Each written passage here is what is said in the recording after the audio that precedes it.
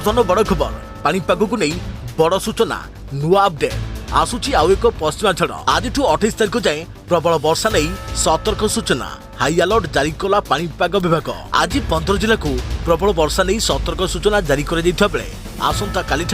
एसबू जिले में अति भीषण वर्षार संभावना तेज पुणी वज्रपात सह कुआपथर वर्षा बहिब पवन जानिबा संपूर्ण खबर ता पूर्व वीडियो को लाइक करंतु जदि पारुछंती आपनकर सांगसाथी मानकु वीडियो को शेयर करनियतु जदि फ्रेंड्स आपण माने हमर ए चैनल ले नुआ ही वीडियो देखछंती पूर्व सब्सक्राइब करनाती तेबे निहाती चैनल को सब्सक्राइब करे सहित पाखे आस्तुबा बेल आइकन को बजाय रखतांतु तेबे पुणी तांडव रचुबो झड़ आसुची आउ एक पश्चिमा झड़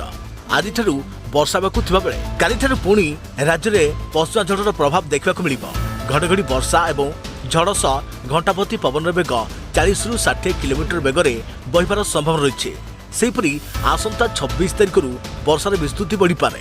26, 27, 28 को सावधान 27 रे 11 उपकूल जिला समेत पार्श्ववर्ती जिला प्रभावित होबार संभावना रही अनेक स्थान में कुआपथर वर्षा सह वज्रपातर संभावना थिबा भुवनेश्वर आंचलिक पानीपाग केन्द्र पक्षरु सूचना दी जाइछि तेज 26, 27, 28 तारिख में राज्यर अधिकांश स्थान में घड़घड़ी सह प्रबल वर्षा होबार संभावना रही एने भुवनेश्वर स्थित आंचलिक पानीपाग केन्द्र पक्षरु पूर्वानुमान करिछि जहाँकि पश्चिमा झड़र प्रभाव में फसल नष्ट होबार आशंका थिबारु अमलक्षम फसल को काटी नेबाकू चाषी को परामर्श दि जाइछि आज 15 जिले में प्रबल वर्षार संभावना थिबारु संपृक्त जिलागुड़ी को भुवनेश्वर आंचलिक पानीपाग केन्द्र पक्षरु येलो वार्निंग जारी कर जाइछि सेही समस्त जिलागुड़ी हेउछि कोरापुट रायगड़ा गजपति गंजाम कंधमाल नवरंगपुर कलाहांडी केन्दुझर और मयूरभंज एसहित उपकूल ओडिशा सहित पुरी कटक खोर्धा भुवनेश्वर आदि समेत किछि जिले में वज्रपात सह कुआपथर वर्षा हेब